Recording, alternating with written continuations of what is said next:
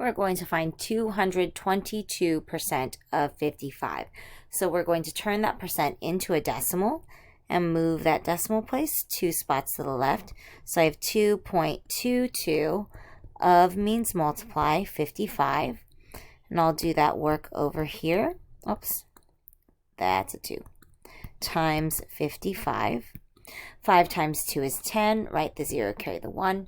5 times 2 is 10, plus a 1 is 11. Carry the 1.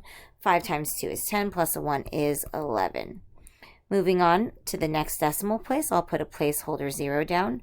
5 times 2 is 10. Write the 0, carry the 1.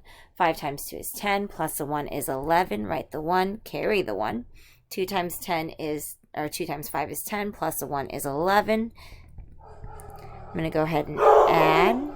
Sorry, my dogs are barking back there. I've got 2 numbers behind the decimal, so I have 2 numbers behind the decimal in my answer. My answer is 122.1. That sounds about right. 222%, if it's 200%, it's double whatever the number is. So double 55 would be 110, so this should be a little bit more than that.